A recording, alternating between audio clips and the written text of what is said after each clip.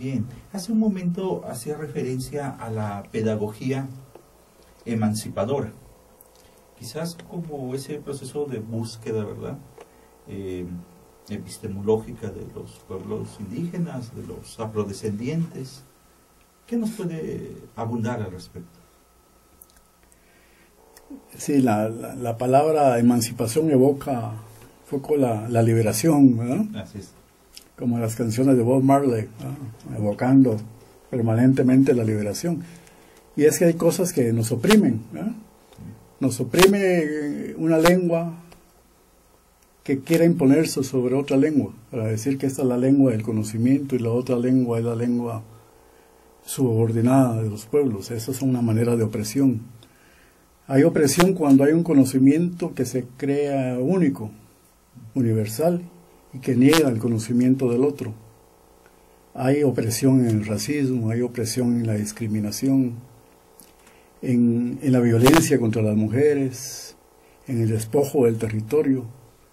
Todas esas son formas de opresión de los poderes. Entonces, las pedagogías emancipadoras deberían de estar encaminadas primero a crear una visión distinta de humanidad, ¿verdad?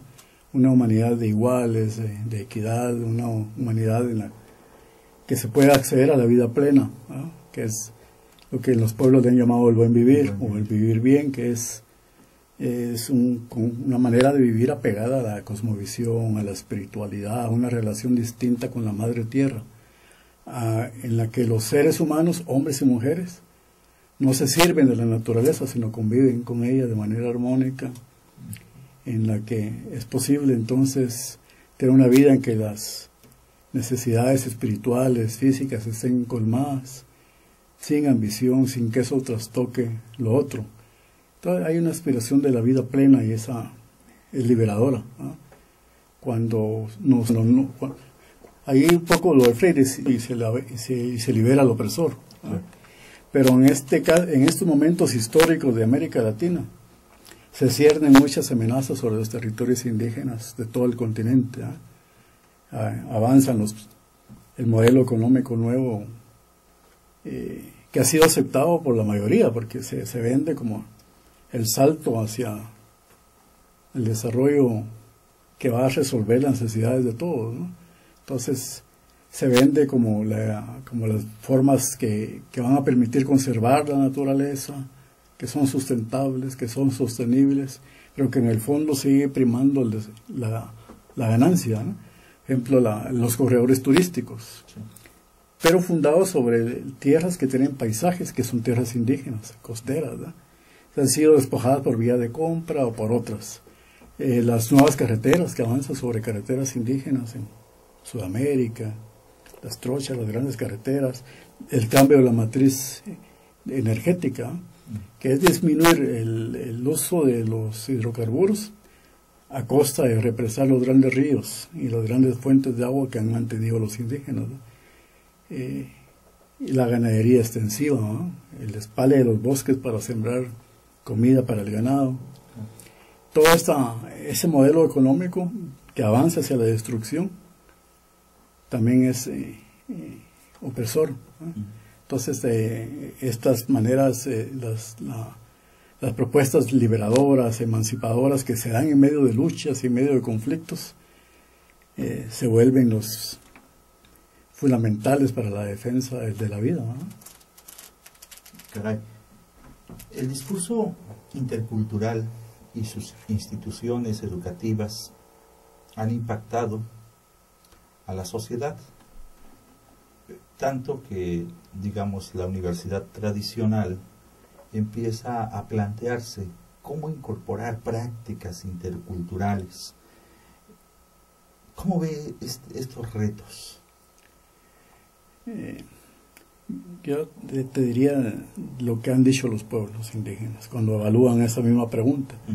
Primero, en casi todas las universidades convencionales de Latinoamérica no incorporan en sus estadísticas la variable etnia. Entonces, si uno dijera, bueno, ¿cuántos indígenas hay en esta universidad grande? No tienen la manera de contestar, no tienen las matrículas diferenciadas. Si uno dijera, bueno, ¿cuántos totonecas, cuántos náhuatl, cuántos hay en esta universidad? No está incorporada en el sistema estadístico. Entonces, ese es un primer paso que los pueblos indígenas han dicho: modifiquen sus estadísticas, abran el acceso, ¿ven? Para que más pueblos, más indígenas puedan acceder, porque todavía siguen siendo los menos, ¿no? claro. Pero que también la interculturalidad no solo significa el acceso ni la matrícula, sino si las universidades son capaces de renovarse a sí mismas. Por ejemplo, las carreras que forman personal de salud a nivel de médico, de enfermería, no reconocen ni han incorporado la medicina tradicional en sus pensum. De manera que cuando los profesionales egresan con el pensamiento hegemónico de la salud occidental, negando el otro sistema de salud, que es la medicina tradicional ancestral. Entonces, en eso hay una formación incompleta, y lo mismo sucede en otras carreras, por ejemplo la de jurisprudencia. No se incorporan en los currículos los derechos indígenas colectivos. Hay bastante igual podría suceder en las demás carreras, ¿no? Ingenieros, agrónomos que no conocen las prácticas de los pueblos indígenas para el manejo de los bosques, pedagogos que no conocen las pedagogías indígenas, arquitectos que no conocen la arquitectura indígena. Entonces las universidades, para poder realmente ser honestos en el discurso de la interculturalidad, deben primero generar cambios hacia adentro, porque eso es lo que le han pedido los pueblos indígenas: modifíquense ustedes adentro, y después veamos qué es lo que los pueblos necesitan para que ustedes les den acompañamiento, porque si no, sigue siendo una posición hegemónica. Vamos a hacer un curso para estos indígenas, un curso para mujeres indígenas, pero el planteamiento de los pueblos indígenas es más profundo, más serio, y demandan un mayor acompañamiento. Y como no lo han encontrado en las universidades convencionales, porque se deben a un modelo de Estado y a un modelo de desarrollo distinto, hegemónico, ¿no? Y eso permea sus currículos, su docencia, han encontrado respuestas, o por lo menos ponen sus deseos y sus demandas en las universidades interculturales, por tres razones, ¿no? Una, porque son universidades que pueden responder a su propio modelo de desarrollo, el desarrollo con identidad, el buen vivir, fundamentado en el patrimonio cultural tangible e intangible. Una universidad que logre entender esto puede ser una universidad intercultural donde haya más libertad también para crear, donde el peso de la burocracia sea menor también.